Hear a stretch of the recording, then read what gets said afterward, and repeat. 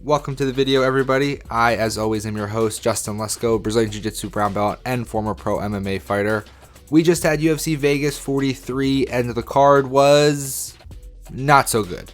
I was very happy to see two Philly guys, Pat Sabatini and Sean Brady, Sean Brady got a win over a big-ish name, Michael Chiesa, but in that fight, there were only 47 significant strikes, which is not so many.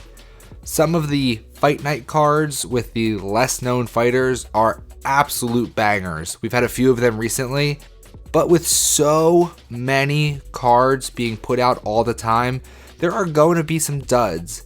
Is the UFC possibly oversaturating their market? Are we getting too much of a good thing? Why are some cards so boring and easily forgettable? What makes a boring fight card? Let's break it down.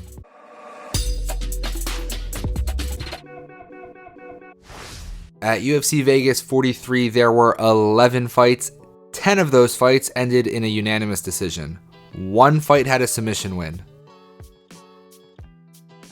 That's one finish in 11 fights. Now, a unanimous decision by default isn't boring. A unanimous decision can still be an exciting fight, but 10 out of 11 fights ending that way doesn't lead to a great card. Also, if the main event isn't super exciting, it is the last thing people will remember, and unfortunately, I saw a lot of people saying they bailed on the card before we even got to the main event. The main event was Miesha Tate versus Ketlen Vieira, and overall, people weren't super into the fight. Vieira won pretty easily, but I think she could have gotten the finish if she just let her hands go a bit. She seemed like she was a little too concerned with Miesha getting a hold of her and doing what most of the other fights on the card had, some lay and pray. Getting the takedown and being on top while doing just enough to not get stood up by the referee, it wins fights. It's dumb and it's boring. Obviously, I love grappling, but I also hate when guys on bottom just hold on trying to force a stand-up. One of my biggest annoyances with MMA is that a guy on bottom is automatically seen as losing the fight, even if they're attacking with submissions or strikes from there. I'm not saying any of the fights on this card were scored wrong because of the way this rule works. It just bothers me. Tangent over. Miesha Tate came into this fight talking about wanting a rematch with Amanda Nunes, and I'm very, very happy that this will probably never happen. Nunes would demolish her, and it would be hard to watch, I think. On top of this card having a lot of decisions, what it did not have was a lot of bonuses. There was only one performance of the night bonus given out, unsurprisingly for the only finish of the night.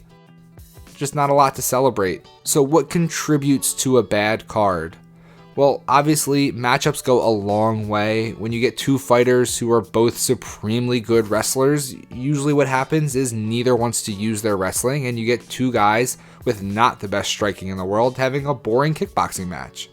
It's not the best. Sometimes if you get a good wrestler versus a great striker with no takedown defense, we get more ground and pound. And ground and pound is fun, but you got to be working down there. You can't just be laying on top. And I'm sure there are already some people commenting below on the video saying, if you want to watch kickboxing, just watch kickboxing. Well, yeah, I do. And good striking also doesn't ensure a great fight. I'm looking at you, Francis Ngannou and Derek Lewis. Which, actually, that fight sort of argues against me. Sometimes a fight should be a banger, and it just isn't. Like in that Lewis versus Ngannou fight, you had two heavy hitters who have exciting fights almost every time they go out there, but they just sort of stare at each other, afraid to test each other's power. You can't always pick which fights will be good, and you can't always pick which fights will be bad. Looking at this card, it should have been good. There were good prospects on this card, and it actually had a high Dwyer score. If you're unfamiliar with the Dwyer score, it's pretty simple. You add the winning streaks of each fighter on the card together. For example, a fighter on a 3-fight win streak is a +3, and a fighter on a 3-fight losing streak is a -3. You add them all up, and that gives you the Dwyer score. You get the idea. This card had a +11, and the average for all events in the last 12 months is a +10. While the fight nights in the last 12 months, it's only a +6.5. So obviously this card was ahead of the others. It should have been really good based on Dwyer score. But the prospects and the Dwyer score, it can also be misleading. I watch every fight. I try to be good at this job, even though I might not be sometimes. And I watch everything I can get my hands on. Even I, who watch everything, I can't keep track of every single fighter that's on the UFC roster, especially ones who are ranked outside the top 15 and may only have a few fights in the UFC. So just having exciting prospects isn't enough when you can't really look at the matchup as well as you can for two seasoned vets who you've watched their whole career. And the Dwyer score is a good tool, but a plus 11 for this card, it's compared to the other fight nights, but the average for the last 12 months for the pay-per-views is 20.7. Why is the all event average 10 and the pay-per-view event score is 20.7? Because there are so many fight cards. So far in the year 2021, there have been 28 non-pay-per-view events, and there are still 2 to come. No Googling, don't cheat. Can you tell me when the next one is? Well, it's in 2 weeks on December 4th. No Googling again. Do you know who's headlining that card? It's Rob Font versus Jose Aldo. And if you did know that, can you name me more than one other fight that's happening on that card? I'm going to venture a guess that you probably can't, even if you watch this show, which means you're a super big fan of the UFC and Jiu-Jitsu. If the UFC is putting on this many shows, I think they run the risk of watering down the product.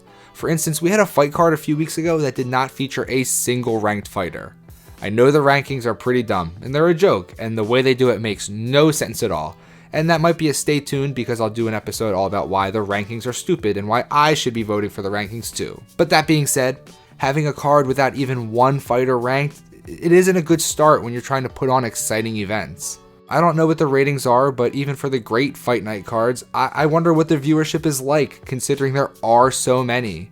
If you wanted to watch every single event this year, including pay-per-views and fight night cards, you'd already be at 40 events. That is a lot of fights. Too much of a good thing can be a bad thing. Like donuts, or whiskey, or heel hooks. I'm just kidding. You can never have too many heel hooks. But I love fights. I will continue to watch every fight card I can get my hands on. I accept that some will be boring. I accept that some cards will just not be as good as others. I will appreciate when we have a phenomenal card, and I won't be too disappointed when it's followed up with a not so great one. I would rather have too many fights than not enough. But let's hope that some of these events that are finishing out this year can cleanse our palate after the snooze fest that was UFC Vegas 43. Did you enjoy UFC Vegas 43? Did you make it all the way through? Let me know in the comments. I hope you enjoyed this video. If you did, please smash that thumbs up button, and why not subscribe to the channel while you're down there. There's more right here that you should watch next, and if you want some exciting bonus content, the link is below, probably somewhere over here. Thanks again for watching. I will see you all in the next episode.